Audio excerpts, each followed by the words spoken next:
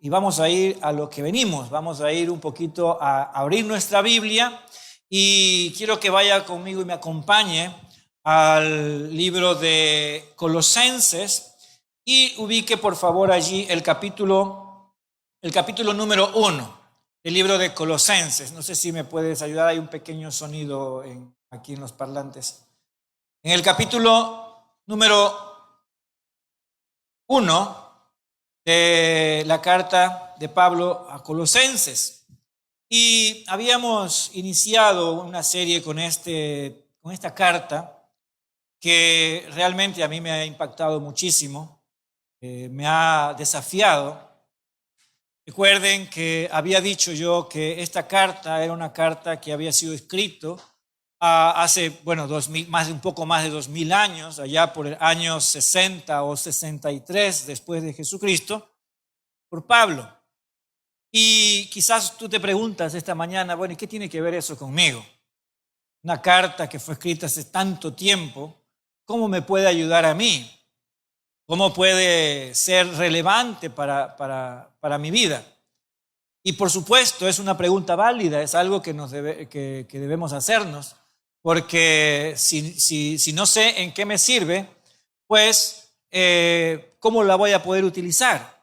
Efectivamente, esta carta fue escrita a un grupo de personas que vivían en una ciudad llamada Colosas, una ciudad que se ubicaba, porque ya no existe, en lo que hoy conocemos como Asia Menor, en aquel entonces gobernada y dominada por el Imperio Romano. Se encontraba cerca de la ciudad de Éfeso, relativamente a unos 160 kilómetros, un poco más cerca que irte de aquí a Salinas. Así es que estaba relativamente cerca. Si lo ponemos en tiempos contemporáneos, pues estaríamos diciendo que estaríamos allá en 1 hora y media aproximadamente viajando en auto. No estaba tan lejos. Y esta ciudad era una ciudad a la cual Pablo nunca había visitado. Vimos que esta ciudad, la iglesia aquí en la ciudad de Colosas, este grupo de creyentes, de cristianos, habían comenzado por el trabajo o ministerio o actividad de un hombre llamado Epafras, un nombre raro porque no creo que tú quieras ponerle Epafras a tu hijo, pero era un nombre muy común, un nombre griego que había conocido a Pablo probablemente en la ciudad de Éfeso durante el tiempo que Pablo estuvo trabajando en esta ciudad, y desde allí él había vuelto a su ciudad natal, Colosas, y allí en su casa, en su hogar, con sus amigos, con la gente que le conocía, sus allegados, había compartido ahora la nueva fe que tenía. Y eso nos enseñaba tremendamente una verdad la semana anterior, que cuando tú conoces a Jesús y Él te cambia la vida, pues lo primero que quieres hacer es compartir con otras personas este conocimiento, y así lo hizo Epafras con la gente que vivía en ese lugar. Y cuando la iglesia creció, también algunos problemitas también estaban ocurriendo durante este tiempo. Así que Epafras conoce a Pablo, lo visita y le cuenta un poco lo que estaba ocurriendo. Y Pablo envía esta carta que trata con estos asuntos para que los creyentes allí, las personas que estaban en esta ciudad, tuvieran herramientas cómo responder ante los desafíos que la fe cristiana tiene que enfrentar. Porque la fe cristiana enfrenta desafíos frente a las filosofías que nosotros tenemos hoy en día. De tal forma que ellos tenían que enfrentar estos problemas, más o menos parecido como lo que nosotros enfrentamos hoy en día, porque la ciudad de Colosas estaba siendo amenazada, o la iglesia en Colosas, con algunas filosofías que apuntaban a desestabilizar a las personas en cuanto a cómo se relacionaban con Jesús. Cuestiones que tenían que ver con la alimentación, por ejemplo, con la espiritualidad. Y eso, pues, era un desafío que ellos tenían que enfrentar. Ahora, la pregunta, obviamente, repito, tiene que ver es cómo se relaciona eso conmigo ahora. El tema de esta serie o el título de esta serie es una pregunta. La pregunta ¿es Cristo suficiente? ¿Es Cristo suficiente? Y esa pregunta puede ser respondida por la mayoría de los que están aquí con un sonoro sí. No decir amén, pero sí. Como que si yo te preguntara, yo voy por la calle y yo me encuentro con una persona y yo te pregunto, ¿cree usted en Dios? ¿Qué me diría usted? Sí, sí, sí, por supuesto, yo creo en Dios. Claro que creo en Dios. Sin embargo, esa respuesta no es una respuesta simplemente así teórica, porque la pregunta de si es Cristo suficiente tiene que ver con el hecho de si no necesitas absolutamente nada más en tu vida. Si Cristo es lo primordial, es lo más importante para cualquier necesidad. Que la verdad es que cuando nosotros decimos, no, yo sí creo en Dios, yo sí creo en Cristo, yo sí creo en la Biblia, la realidad es que en nuestro trabajo, en nuestra casa, en el hogar, en nuestras relaciones, muy poco de Cristo podemos a veces encontrar. ¿Por qué? Porque nos hemos adecuado a que Cristo es para el día domingo, Cristo es para la iglesia, la Biblia es para simplemente un momento en la semana.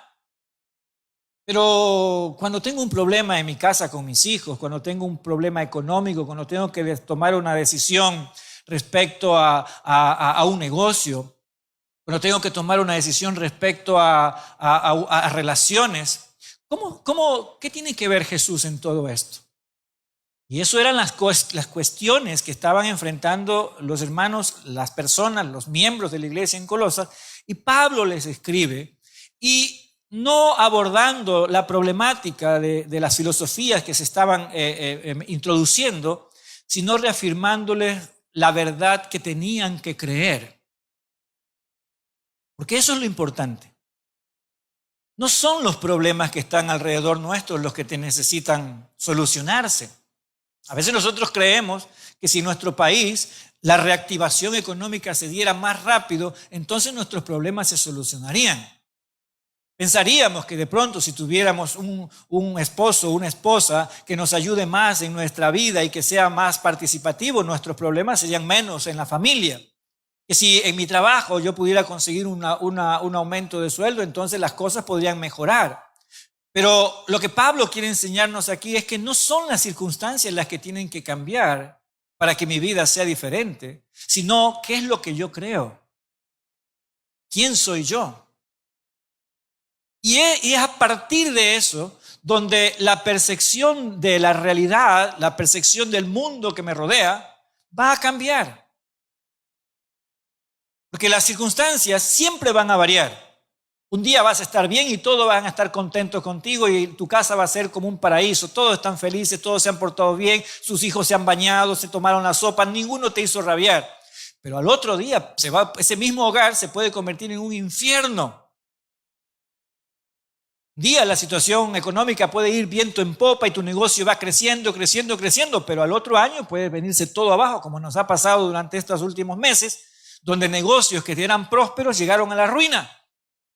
Las circunstancias siempre van a variar. Pero ¿qué es lo que necesitamos saber? Por eso Pablo escribe esta carta con este tema de cómo podemos hacer que Cristo sea suficiente en nuestra vida. Si realmente es suficiente. Si necesitamos algo más. La semana pasada también les contaba de que algunos de estos maestros que habían llegado a la ciudad de Colosa estaban diciendo a los creyentes, a los hermanos allí, de que Dios era bueno. ¿Cuántos creen que Dios es bueno? ¿Creen ustedes que Dios es bueno? ¿Por qué hay maldad en el mundo? ¿Por qué hay gente mala? Si Dios es bueno y Él creó todo, ¿por qué hay maldad? Y ellos pues se hacían esas preguntas. Esta semana hay cosas que pasan en la vida que uno no tiene explicación, cosas malas. Esta semana, por ejemplo, quiero aprovechar para agradecer también a todos los hermanos que han estado orando, porque esta semana mi hijo tuvo que ser operado por su vesícula y logramos operarle y gracias a Dios salió todo muy bien. Pero mientras estábamos ahí en la clínica con él, hoy creo que al mediodía ya le dan de alta, conocimos a una persona que estaba allí con su bebé de 7 años, una preciosa niña de 7 años, que tiene una enfermedad que hasta ahora los médicos no logran determinar qué es. Ya han descartado leucemia y están descartando enfermedad y temen que pueda ser algún cáncer a la médula o algo parecido. Pero lo cierto es que la niña está enfermando de mal en peor y ya viene con algún tiempo y todavía no tiene un diagnóstico. Y la mamá de esta bebé hablaba con nosotros, hablaba con mi esposa y le decía que ella no sabe qué hacer, cómo soportar eso y que se pone a llorar y que la niña le dice, mamá, yo sé que me voy a morir, pero yo no quiero que tú sufras. Y créame que a mí el corazón se me hace así. Porque yo me pregunto, ¿cómo puede ser posible eso? Hay gente tan mala, pero tan mala que vive bien, nunca se enferma, no le da ni una gripe. Están bien. Gente que le hace daño a otras personas, pero este angelito, esta niña inocente, ¿por qué ocurre eso? ¿Por qué le pasan cosas malas a gente buena? ¿No te has hecho esa pregunta alguna vez? ¿Por qué si Dios es bueno permite que estas cosas malas pasen? Eso en cuanto a las cosas que nos enteramos que suceden, ¿sí o no?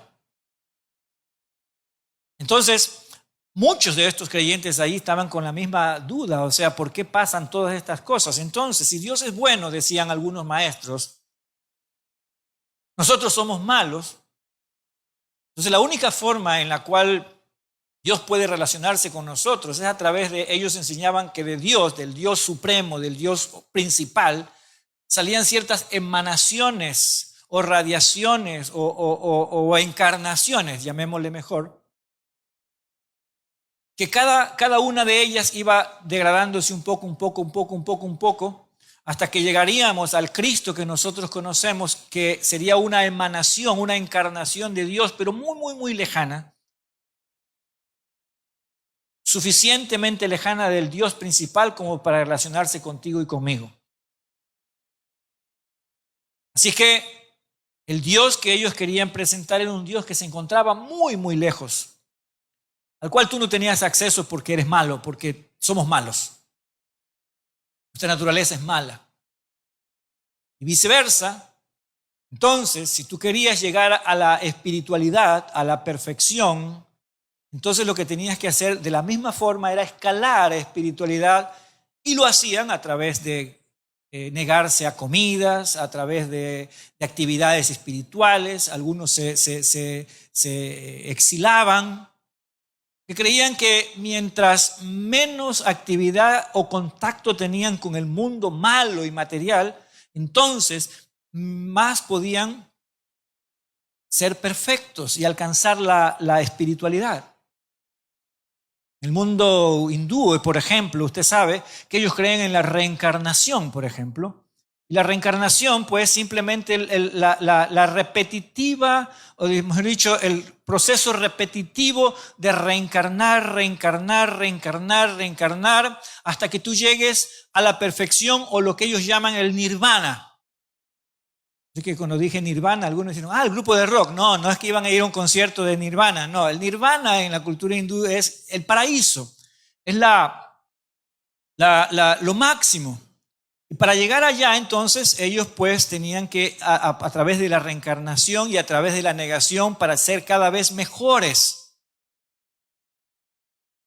Entonces Pablo escribe esta carta para demostrar lo equivocados que estaban.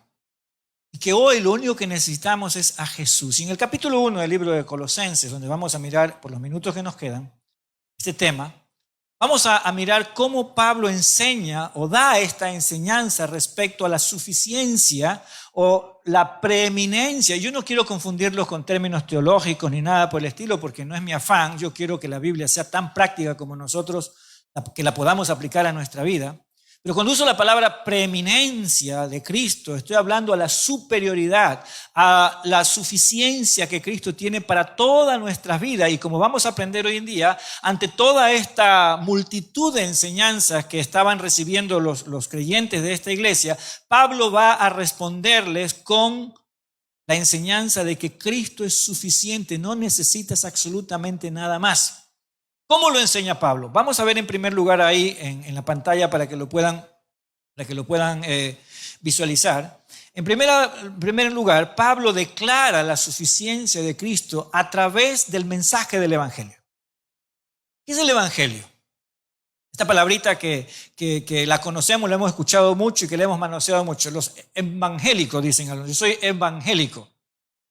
¿Tú eres evangélico? Ah, no, yo soy católico. No, yo soy mormón. No, yo soy testigo de Jehová. Ah, ustedes son evangélicos. ¿Por qué? ¿Qué significa esto? Bueno, evangelio es una palabra que simplemente significa buenas noticias, buenas nuevas.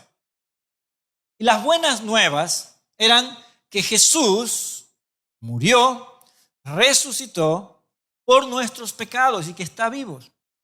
Así que el evangelio tenía que ver con comunicar las enseñanzas de Cristo, su obra de perdón en la cruz del Calvario y cómo Dios se había encarnado, se había hecho carne y había muerto por nosotros. Ese es el mensaje del evangelio. Y Pablo escribe allí en el capítulo número 1, usted puede leer desde el versículo 1 hasta el versículo número 12, donde Pablo habla acerca de este tema. Pero fíjese en el versículo número 4, el apóstol Pablo dice, habiendo oído de vuestra fe. Recuerde que Pablo nunca había estado en Colosas. Él había escuchado. Pero dice, he oído de vuestra fe en Cristo, dice, y del amor que tenéis a todos los santos. Pablo había escuchado que los creyentes, los hermanos en Colosas, los miembros de la iglesia en Colosas, tenían una fe tremenda en Jesús. Habían creído en Cristo. Es decir, se habían convertido, habían escuchado ¿qué cosa? El evangelio, las buenas nuevas de salvación. Pero también Pablo dice que ellos tenían un amor hacia todos los santos, es decir, a todos los otros creyentes que eran también, que habían aceptado la verdad del evangelio. Ahora, el verso 5 dice, a causa de la esperanza que os está guardada en los cielos, de la cual ya habéis oído por la palabra verdadera del evangelio. Yo lo tengo en la pantalla ahí y lo he colocado en una versión, la versión NTV, porque quiero que se entienda un poco mejor lo que Pablo está diciendo. En el versículo, ahí está el versículo número 5 y 6 en la versión NTV, y Pablo dice ambas cosas. ¿Cuáles cosas? Las que dicen en el verso 4, es decir, la fe en Cristo y el amor hacia todos los creyentes. Ambas cosas, dice Pablo, estas dos cosas que ustedes están practicando, dice, provienen de la firme esperanza puesta en lo que Dios les ha reservado en el cielo. ¿Verdad? Que esto es maravilloso. ¿Por qué ellos podían creer en Jesús y amar a los demás? Porque tenían esperanza, la esperanza de la promesa de la vida eterna. Mire, sigamos leyendo, dice, esa misma noticia, han tenido esa esperanza desde la primera vez que escucharon la verdad de la buena noticia. ¿Cuál era la buena noticia? El evangelio. Y Pablo dice, cuando ustedes creyeron en Jesús, desde ese momento tienen la esperanza. Escuche bien lo que le voy a decir. Cuando usted cree en Jesús, usted cree en Cristo, inmediatamente tiene la esperanza de la vida eterna. No tiene que hacer absolutamente nada. Si usted en este momento no ha creído en Jesucristo, imagine que usted no es una persona evangélica, no ha creído en Jesús, y en este momento, preciso en este momento, cree en Cristo, se arrepiente, en este momento Dios le promete vida eterna. Y si usted muere, si en este momento hay un terremoto y nos cae el techo encima, bueno, aquí no hay mucho peso, capaz que vamos a quedar medios tuertos y medios no vamos a morir, pero si morimos ahorita, inmediatamente, dice la Escritura, usted irá directamente a la presencia de Dios. ¿Por qué? ¿Porque es buena persona? No. Porque Cristo le ha salvado. Por eso Pablo dice, recuerda lo que decían algunos maestros allí en Colosas, es que Dios es bueno, tú eres malo y para llegar a Dios necesitas ascender espiritualmente, hacer penitencias, repetir ritos. Algunos de ellos decían ritos como no toques, no bebas, no manejes, no hagas nada, no haz lo de aquí, no haz lo de allá, porque mientras menos tengas contacto con el mundo, más santo vas a ser. Y Pablo dice, eso es mentira. En el momento que tú crees el evangelio, en ese mismo momento tienes la esperanza de la vida eterna. No tienes que hacer absolutamente nada más. ¿Recuerdan el ladrón de la cruz? ¿Cuándo se bautizó ese hombre? No tuvo tiempo porque estaba colgado en la cruz.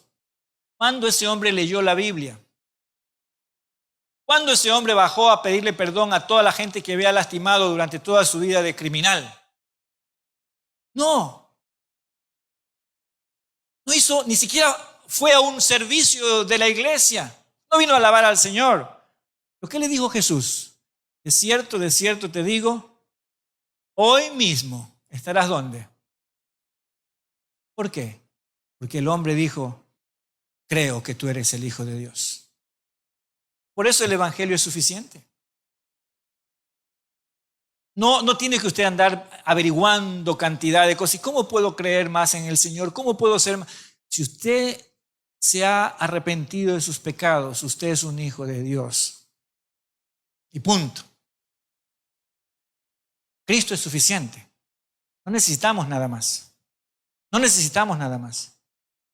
Dice el apóstol Pablo, allí sigo leyendo, dice, esa misma buena noticia, la misma buena noticia, dice Pablo, que ustedes han creído y llegó a ustedes, ahora, dice el apóstol Pablo, corre por todo el mundo, da fruto en todas partes mediante los cambios de vida que produce. Por eso me gusta bastante esta versión. Yo les contaba en el primer servicio que generalmente son las esposas las que siempre me han dado esta queja. Pastor, es que mi esposo no cambia. Yo quisiera que él vaya a la iglesia más, que lea más, que ore más, que se involucre en algún ministerio, que sirva. Qué lindo que sería, ay, pastor. No cambia. Yo siempre les pregunto, le digo, a ver, hermana, cuénteme, ¿cómo era su esposo antes? Ay, bueno, pastor, la verdad es que mi esposo antes era un mal hablado, era desordenado, llegaba tarde, borracho, ojo alegre. Ah, le digo, muy bien. Y ahora, bueno, ya no bebe, ya no dice malas palabras, ya es un hombre hogareño. Yo le digo, ¿y qué más quiere? ¿Cómo lo prefiere? Algo pasó en ese hombre, porque si usted me dice que ya no bebe, que ya no dice malas palabras, que ahora es más hogareño, algo le pasó.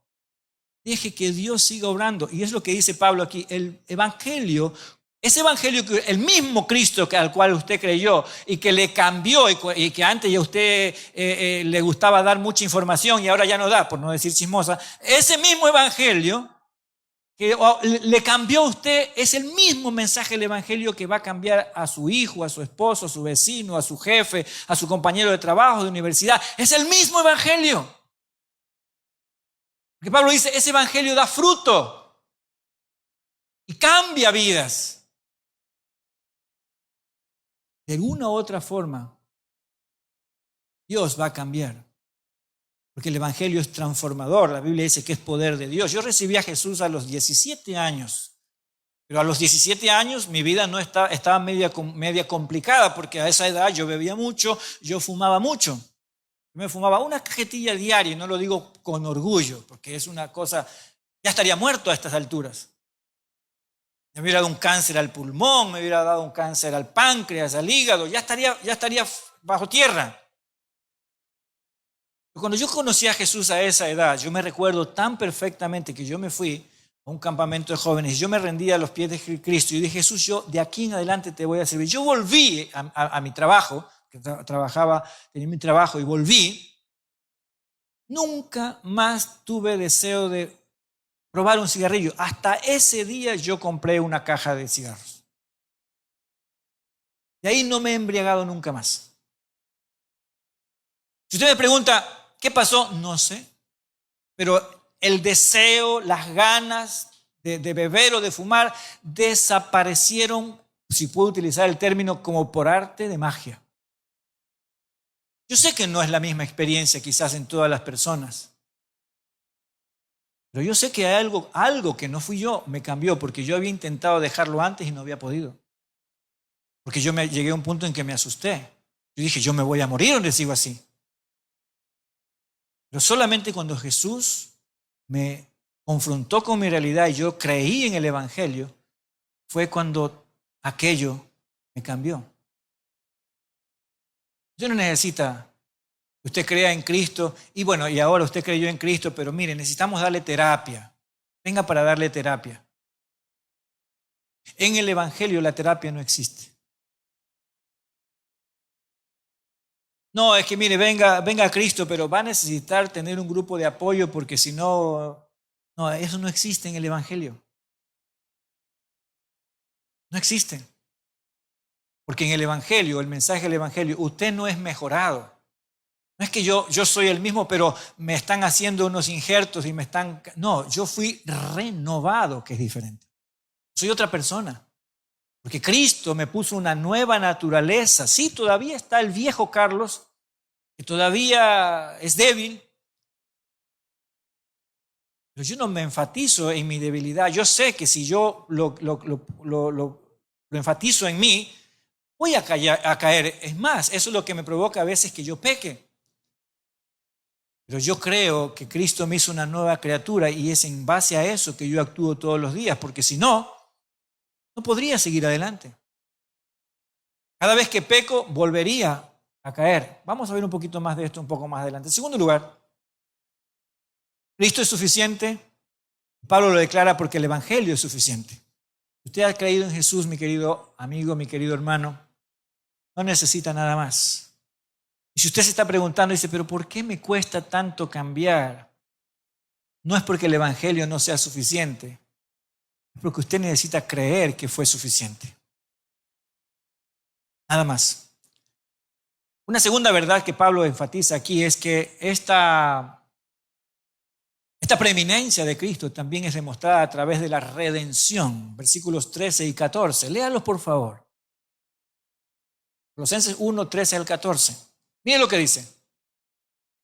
El cual, es decir, Dios, nos ha librado de la potestad de las tinieblas y trasladado al reino de su amado Hijo. Quiero confesarles que este es uno de mis versículos favoritos. Me encanta. De los versículos del Nuevo Testamento, este es uno de mis favoritos. Le voy a decir por qué. Dice Pablo aquí que Dios me ha librado ¿de dónde? De la potestad de las tinieblas. Perdón, voy a quitar esto acá. Sin Cristo yo estoy aquí, en las tinieblas, oscuro. Imagínate que yo apaguemos, no vamos a hacer eso porque nos quedamos a oscuras, pero apagamos las luces de este salón y nos vamos a quedar a oscuras porque... ¿Quiere ver si está oscuro? ¿No me cree? Si apagamos todas las luces nos quedamos a oscuras. Ahí se va, algunos se pueden aprovechar para darse un besito y todo lo demás, pero quedamos totalmente a oscuras. Ahora, si dejamos este salón en oscuridad, y yo vengo o alguien viene y te iba a decir que te iba a despeinar, no, pero a ti no, a ti te despeina, en la oscuridad, ¿qué va a pasar? Nadie se va a dar cuenta. Si estás despeinado, si de pronto, imagínate que le digo, mira, vamos a hacer un ejercicio, vamos a quedarnos todos oscuros y les voy a dar a las mujeres un labial. Bueno, no le puedo hacer eso porque las mujeres tienen eso como impregnado. Se maquillan sin verse. Pero a un hombre, no importa porque si estás manchado por acá, si te pusiste. ¿Por qué? Porque en oscuridad no podemos notar la diferencia. ¿Estamos de acuerdo? ¿Me explico, sí o no? Y ahí dice Pablo que estábamos en tinieblas. Entonces en tinieblas no importaba cómo vivíamos, si eras infiel a tu esposa, a tu esposo, si eras mala mamá, mal empleado, decías malas palabras, te emborrachabas, total. Todo el mundo lo hace, así que ¿quién me va a decir nada? No nos damos cuenta, esa es la vida normal. Es normal que me gusten otras mujeres, es normal que me emborrache, es normal que tenga un vicio, mientras no le haga daño a nadie. Eso es normal, porque estamos en tiniebla, entonces no podemos diferenciar las cosas. Pero dice el versículo, y por eso me encanta este versículo, que en el momento que creo en Jesús, soy librado de la potestad. La palabra potestad es autoridad, derecho, dominio.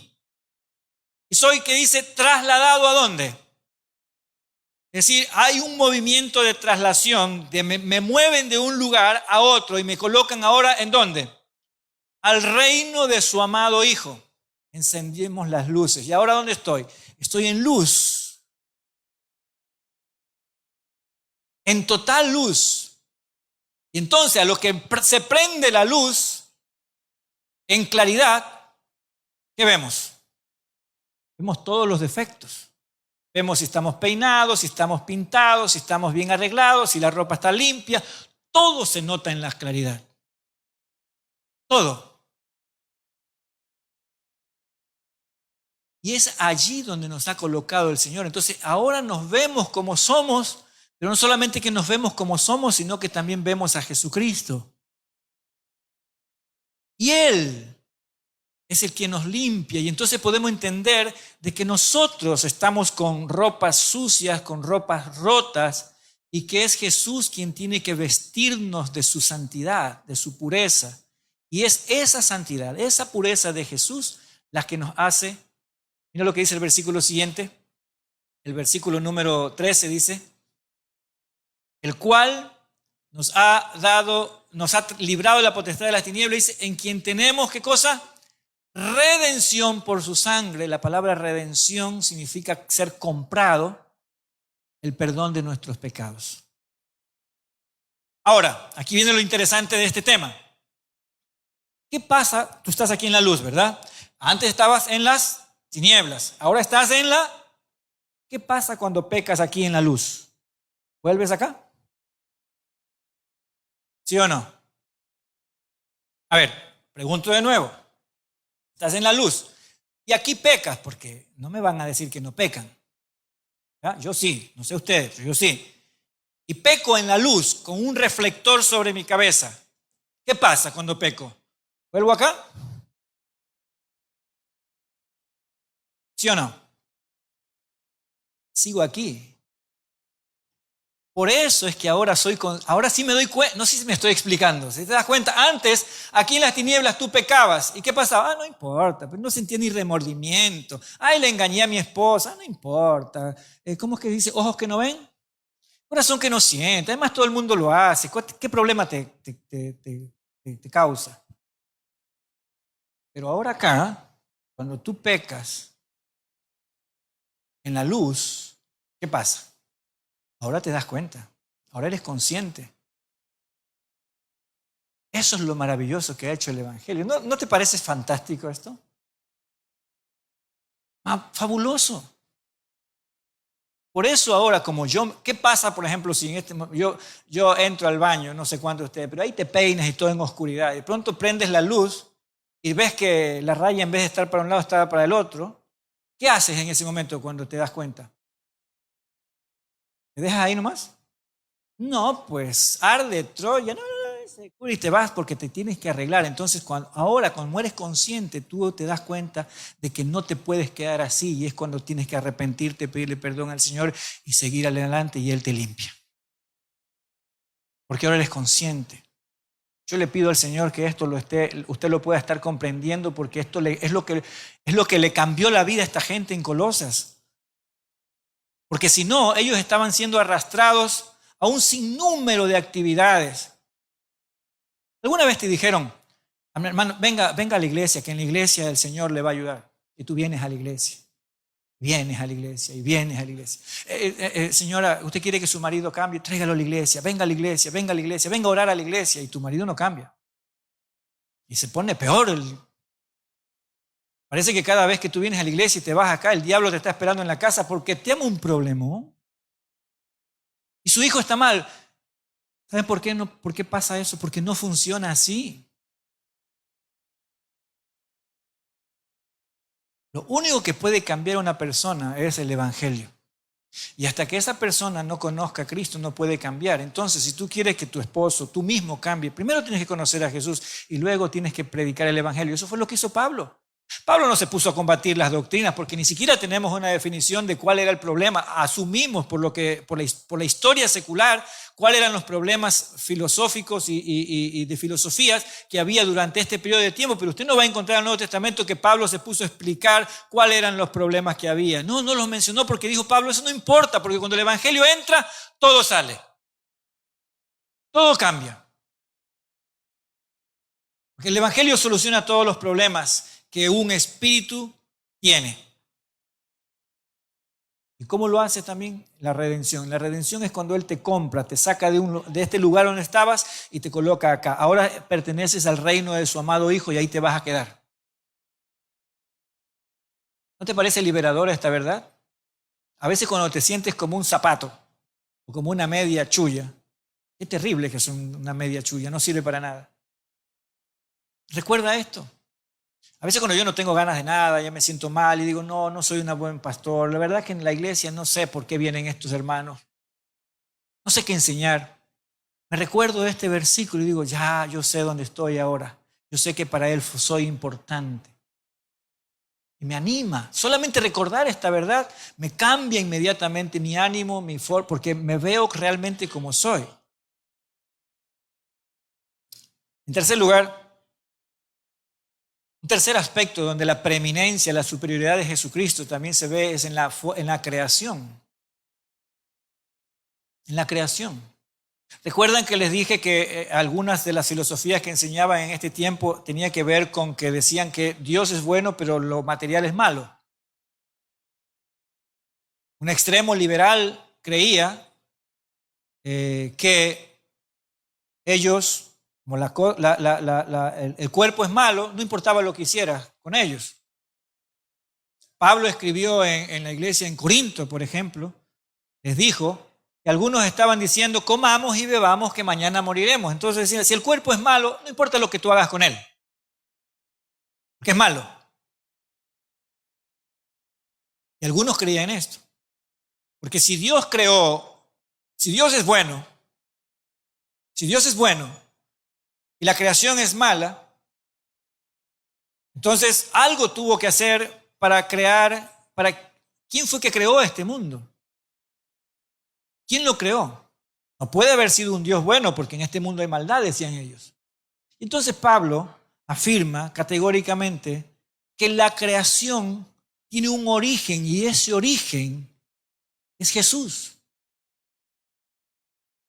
Mira lo que dice en el versículo número 15, dice, Él, hablando de Jesucristo, ¿quién es Él? Es Jesús, el que nos perdonó, el que se sacrificó por nosotros, el que nos dio perdón de los pecados. Dice, Él, el mismo que murió por nosotros, el Hijo del Hombre, el Cristo encarnado, Él mismo es la imagen del Dios invisible, el primogénito de toda la creación. El que murió en la cruz no fue una emanación del Dios principal. No fue una encarnación de este Dios. Es el mismo creador del universo. ¿Te das cuenta de esto? Y esto rebatía la idea de que la materia es mala. Porque la materia no es mala en sí mismo. Tu cuerpo no es malo en sí mismo. Tu cuerpo por sí solo no es malo. Nuestro cuerpo es un conjunto de tejidos y fluidos. Es materia viva.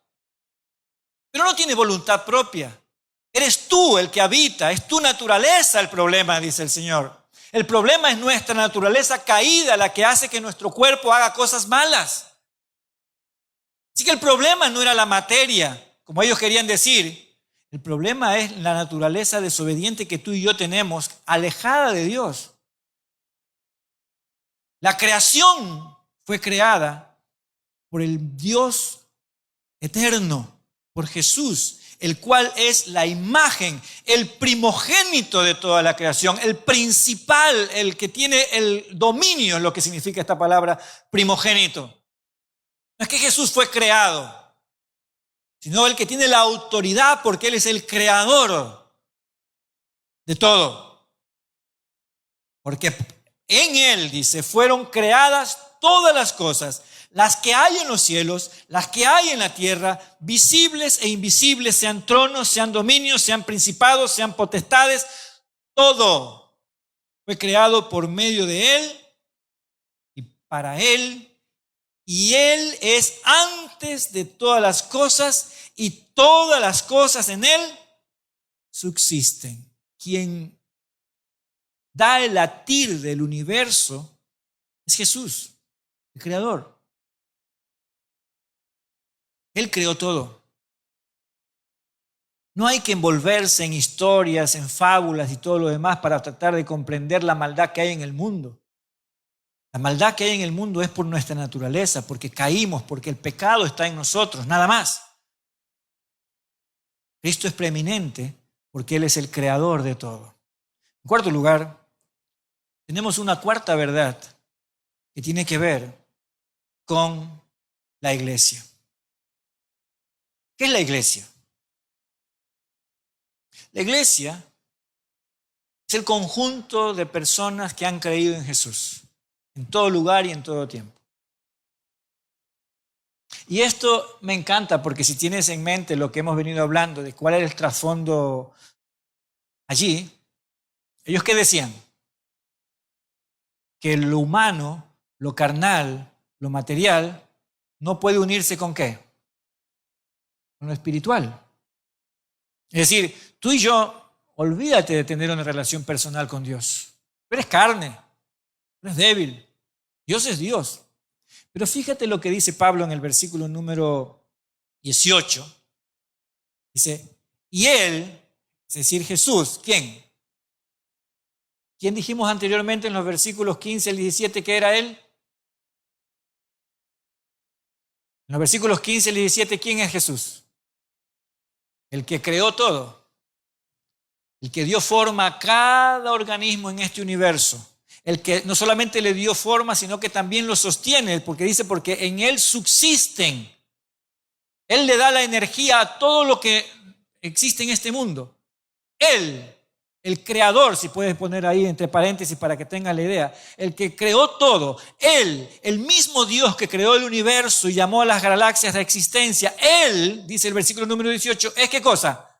La cabeza de ¿qué? Del cuerpo, que es la iglesia. ¡Wow! Y esto que te vuela el cerebro porque estás pensando en que tú no te puedes relacionar con el Dios eterno y Pablo está diciendo que el mismo creador del universo, el Dios eterno, está unido a ti porque tú eres su cuerpo. Ahora, si esto no te cambia la manera en cómo tú te ves a ti mismo, no sé qué lo puede cambiar. Porque dice que yo soy el cuerpo de Jesús, soy la iglesia, tú eres la iglesia, todos nosotros conformamos la iglesia, cada creyente conforma la iglesia, somos un cuerpo. Pero un cuerpo necesita una cabeza y esa cabeza dice que es el Dios eterno y estamos unidos a Él. ¿Qué necesitas entonces para unirte al Señor? Simplemente venir a Jesús. Mira lo que dice el versículo 19, dice, versículo 18, la segunda parte dice, el que es el principio, el primogénito de entre los muertos, para que en todo, dice, tenga, ahí está la palabra, preeminencia, la superioridad, el primer lugar. Verso 19 dice, por cuanto agradó a quién. Ahí tenemos al Dios Padre. ¿Qué le agradó al Padre? Que en Él, ¿en quién? En Cristo, habitase toda plenitud.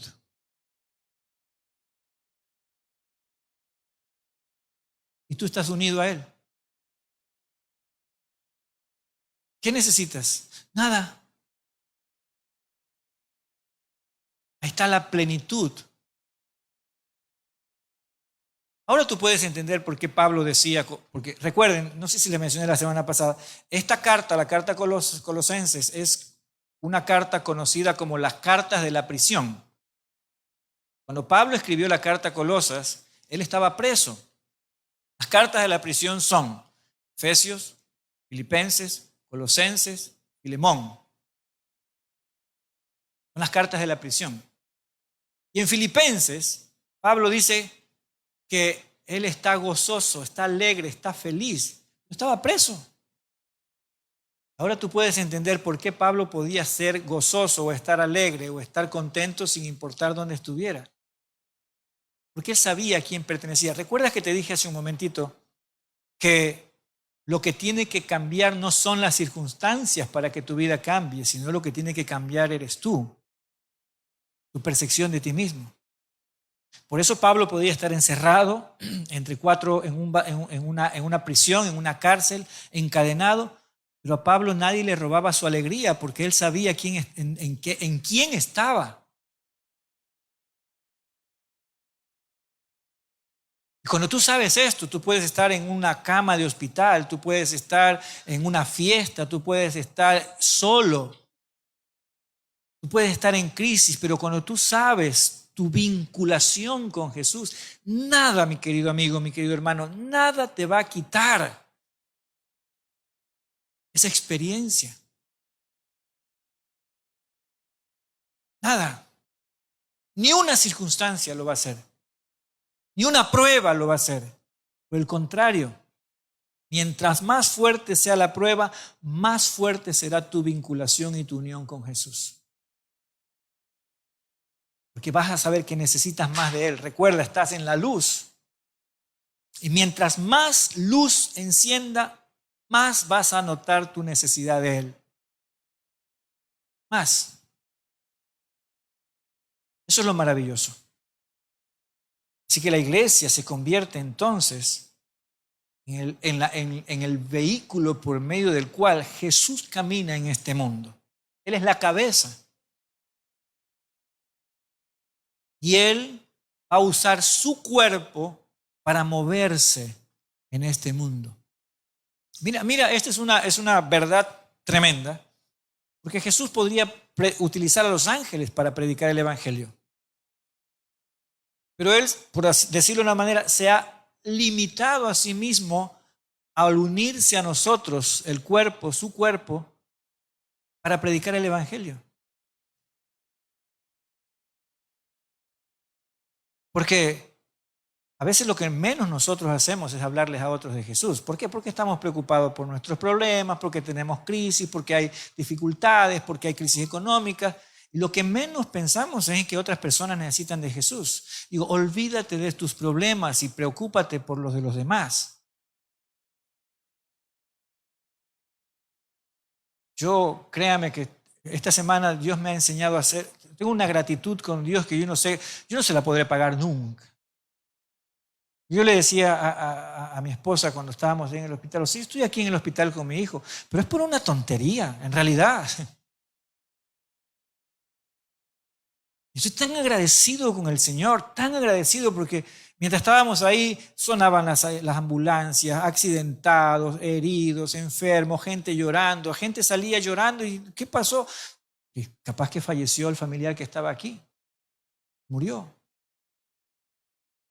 Yo voy a estar preocupado porque mi hijo viene con una cirugía programada donde le van a hacer 2 huequitos. No es que que no me preocupe, pero yo le decía, Señor, gracias porque la verdad es que tú me has dado tanto. Tanto. Pero hay tanta gente que necesita que alguien le cuente de Jesús. Y no estoy hablando de esa gente desconocida al otro lado del mundo, estoy hablando de nuestros amigos. La gente que conocemos, la que tenemos a una llamada de distancia, a un bus de distancia, a un pupitre de distancia, a una oficina de distancia, a una casa de distancia, a una calle de distancia. Porque te pregunto esto antes de pasar al último punto. Yo sé que como creyente tú tienes problemas, ¿sí o no? Pero ¿qué pasa de tus vecinos que no son creyentes, donde hay violencia intrafamiliar, donde el papá le pega a los niños, a la esposa, y hay abuso? Tú estás mejor, ¿verdad? Con tus problemas y todo, estamos mejor, ¿sí o no? Sí hay necesidad, hay crisis, hay desempleo, hay falta de alimentos. Pero ¿qué de la gente que vive en la calle? Que no tiene comida, tiene que andar mendigando. Estos días está haciendo unos soles impresionantes aquí, un calor, yo estoy pero quemadísimo. A veces, ay, que este carro viejo que tengo no tiene aire acondicionado y que le voy a tener que tengo que trabajar, tengo que salir a trabajar y todo lo demás. Entonces me paro en un semáforo y veo a los amigos que venden en el semáforo todo el día, tratando de vender una frutita, un producto, todo el día sin un lugar donde guarecerse. Y entonces yo digo, Señor, perdóname porque soy un tonto. Yo voy en un carro, voy en un vehículo, ¿me estoy quejando? No, eso no está bien. La iglesia tiene que entender que unido a la cabeza de Jesús, hermano, nuestros problemas están solucionados. Sí, me gustaría que algunas cosas mejoren en mi vida, cambien en mi vida. Me gustaría ser más guapo, más alto, más gordo. Me gustaría, pero eso no va a pasar. Pero puedo vivir con eso. Pero para todo lo demás, ya está solucionado. Mi problema principal ya fue solucionado. Entonces, a mí no me interesa ya más que disfrutar lo que Dios me da todos los días. Cada día. Porque sé que mi problema futuro principal y más peligroso ya está solucionado. Mi eternidad, ya sé dónde voy a pasar. Ya sé dónde voy a pasar. Pero hay mucha gente que no tiene esa esperanza. Y finalmente, muy bien. Otra forma en la cual, mire qué práctico este asunto que Pablo presenta, la preeminencia de Jesús, en las cosas que hacemos por los demás, en lo que nosotros llamamos el ministerio. Y esta parte también es maravillosa. Mire lo que dice ahí el versículo 24. En realidad va desde el versículo número 20, el versículo 20 hasta el final del capítulo. Puede leerlo usted tranquilamente en casa. Yo voy a leer el versículo número 24, que está en su pantalla. Los otros versículos, o sea, capaz que nos iríamos como a las 3 de la tarde si me meto en los otros versículos, pero léalos en su casa. Pero el verso número 24 dice: ahora, dice Pablo, después que ha dicho todo lo que ha dicho, ahora, dice Pablo, después que ha dicho versículo 20, 21, donde ha dicho ahí que el que es la plenitud, en el que habita la plenitud, por medio de él, dice el verso 20, ha reconciliado consigo todas las cosas. Y me encantaría explicarles eso. Porque la gente le estaba diciendo a los creyentes: miren, es imposible que tú te relaciones con Dios. Y Pablo dice: miren, no, claro que eso es mentira. Jesús, por medio de Jesús, Dios hizo todo el plan, ha reconciliado, no solamente a ti, ha reconciliado también todas las cosas, la creación visible, invisible, todas las cosas mediante la sangre. El libro de Romanos capítulo número 8 dice que la creación anhela la manifestación de los hijos de Dios, porque la creación también sufrió por el pecado y anhela eso.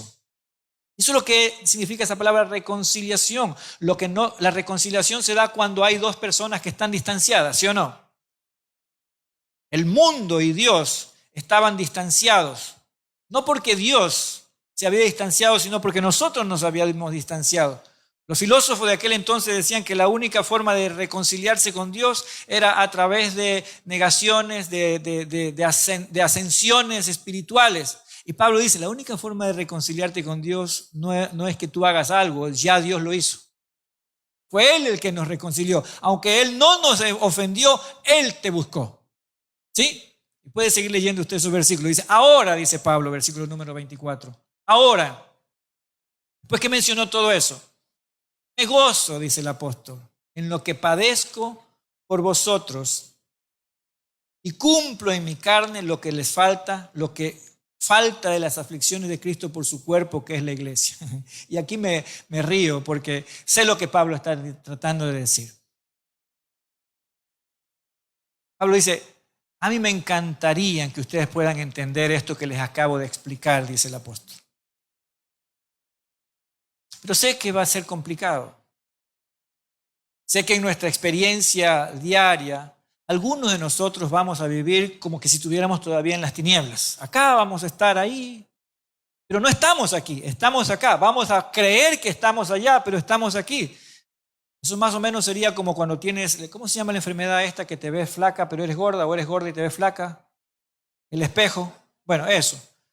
Y algunos, ¿cómo se llama? Anorexia, ¿verdad? Algunos creyentes tenemos anorexia espiritual porque nos vemos allá, pero estamos aquí. Pensamos que estamos escondidos allá y alguien de allá te está mirando y dice: oye, ¿qué estás haciendo ahí? ¿Por qué no te levantas? ¿Y por qué estás así? ¿Por qué no te das cuenta de la verdad? Porque nos vemos allá. Y Pablo dice, eso es una carga para mí. Y yo quisiera que ustedes entendieran quiénes son en Cristo. Y si tú entiendes quién eres en Cristo, créeme que no vas a necesitar nada. El mundo no te va a soportar. Y Pablo dice, no importa, yo lo voy a sufrir porque me gozo, porque cuando una persona entiende quién es en Cristo, su vida se transforma, cambia. Cambia absolutamente. Pablo dice, de la cual, dice, yo fui hecho ministro, la iglesia, según la administración de Dios que me fue dada para con vosotros, para que anuncie cumplidamente la palabra de Dios. El misterio. Subraya esa palabra misterio. Misterio no es algo así tenebroso. Misterio aquí significa algo que no se sabía antes y que ahora se revela. Punto. Eso es lo que significa misterio aquí. Algo que había estado oculto un tiempo, pero que ahora ya es revelado. El misterio oculto, dice Pablo, lo que había estado oculto en las edades y siglos pasados, pero que ahora ha sido manifestado ¿a quiénes? ¿Quiénes son los santos? ¿Los que tienen aureola en la cabeza? ¿Los que se portan bien siempre? ¿Los que vienen a los cultos todas las semanas? ¿Los que cargan Biblia? ¿Los que la leen? ¿Los que oran? ¿Los que ayudan a los demás? ¿Quiénes son los santos? Todos los creyentes son santos. Todos los que han creído en Cristo son santos. Y dice Pablo que esa verdad ahora ha sido revelada, manifestada a los creyentes, a los hijos de Dios, a quienes Dios quiso dar a conocer las riquezas. ¿Gusta la palabra riquezas? Eres rico. Y le vamos a hacer, a ver, ¿quieren psicología? Repita después de mí, soy rico. Soy rico. Cuando te levantes mañana a la mañana, repite, soy rico. Soy rico, no soy chiro. No. A quienes hizo dar a conocer, dice, las riquezas de la gloria de este misterio entre los gentiles, que es, ¿cuál es la riqueza del misterio? ¿Cuál es? ¿Cuál es el misterio que no sabíamos, que estaba oculto? ¿Cuál es? Cristo, ¿en dónde? ¿Dónde está Cristo? Vosotros, dice. ¿Y qué añade? La esperanza. Dime una cosa, ¿por qué crees tú que vas al cielo? ¿Porque eres bueno?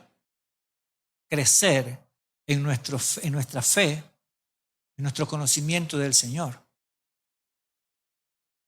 Cada semana yo me pregunto, ¿qué enseño? ¿Qué predico? ¿Qué comparto?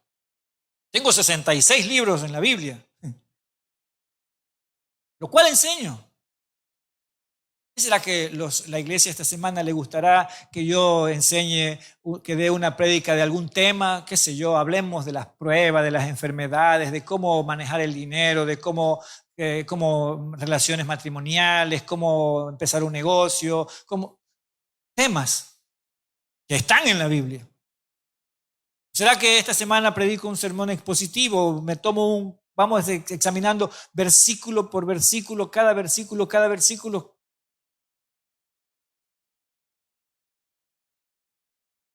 Entonces yo tomo la Biblia y abro y digo, wow, esto no lo había visto. ¡Qué increíble! Y entonces digo, si me sirvió a mí, le debe servir a alguien. Si me habló a mí, le debe hablar a alguien. Y lo que Pablo está diciendo aquí es, queremos, dice el apóstol Pablo, anunciamos y amonestando a todo hombre y le enseñamos, porque queremos que cada uno de nosotros se presente perfecto delante de Jesús. Un día, usted y yo vamos a estar delante de Jesús. Si usted ha recibido a Jesús, usted va a estar delante de Cristo. Pero ¿cómo va a estar? ¿Cómo le gustaría estar? Yo sé lo que pensamos. Bueno, lo que pasa, pastor, es que usted sabe. Yo no tengo muchos dones. Me gustaría ser como la hermana, que ella canta lindo y me gustaría hacerlo de acá. Que siempre tendemos a minimizarnos en este aspecto.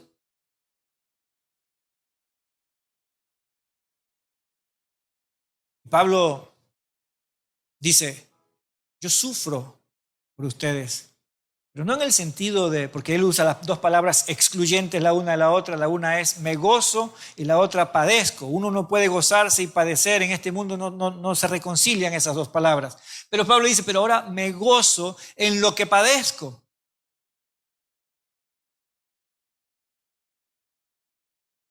Porque es verdad que cuesta. Porque a veces es tan difícil, mis hermanos, ir allá afuera, a la vida real que nosotros llamamos, y tratar de aplicar estas verdades a nuestra vida. Porque decimos, pero ¿cómo lo hago? Yo me levanto todas las mañanas de madrugada a leer mi Biblia, a orar, pero ya me voy a trabajar y me olvido, no puedo memorizar, no sé qué versículo aplicar acá, o será que tengo que andar con mi Biblia así en la mano todo el día y voy a mi trabajo y ando con la Biblia así y todo el mundo me vea. ¿Y eso me va a ayudar a ser mejor?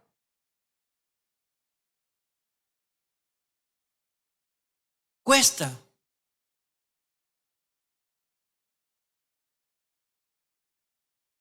Y es entonces cuando tú te preguntas, dices, bueno, ¿qué hago?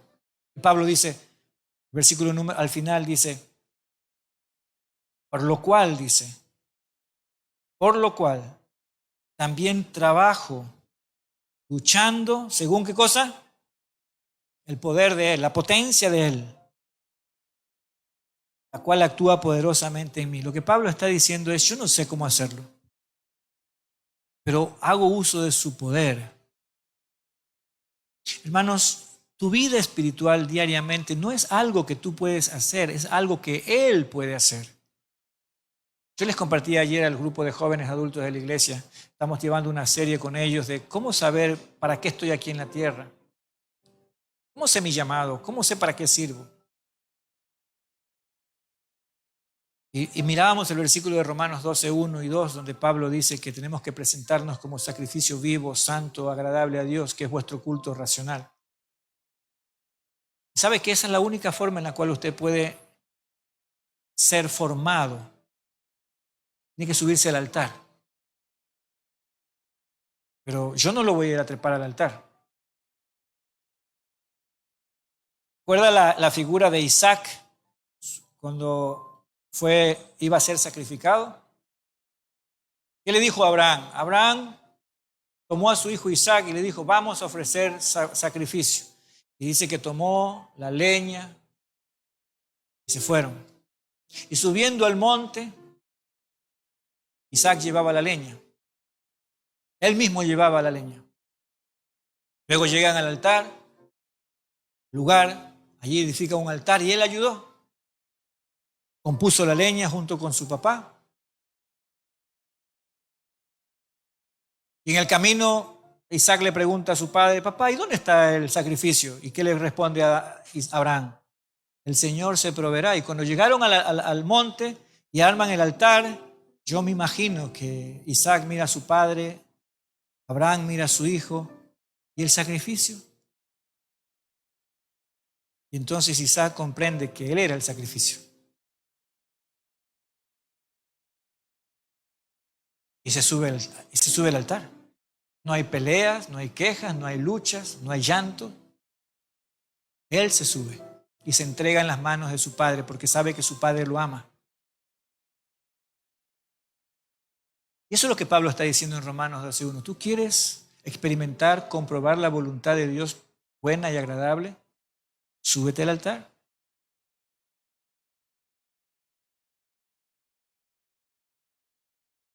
Sométete.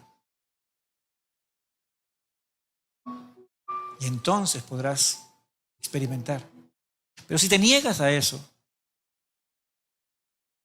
porque llegar hasta el altar significa caminar todo el trecho de su vida hasta la montaña.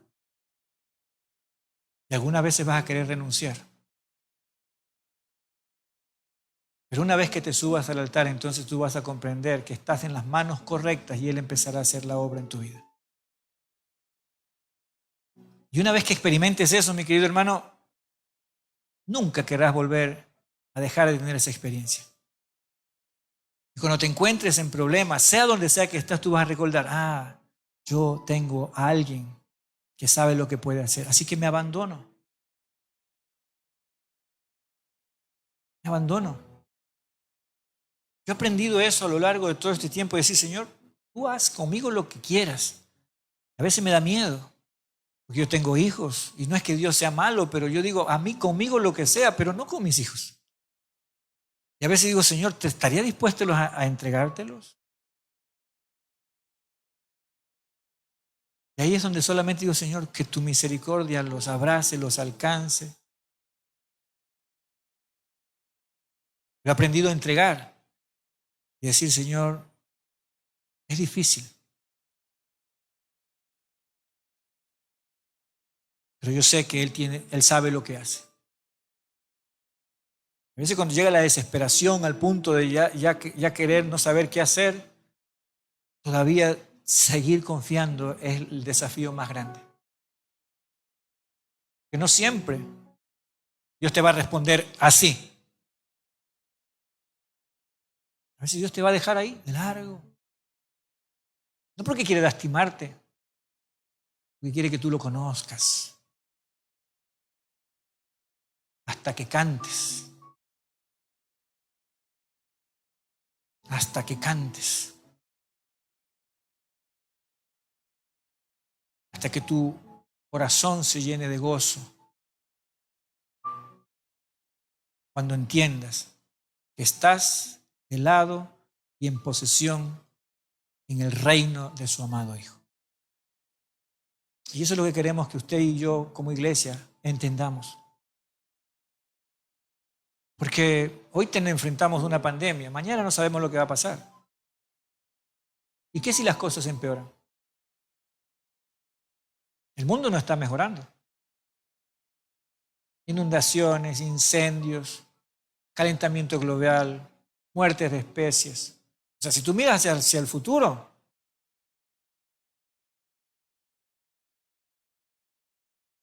esto está empeorando.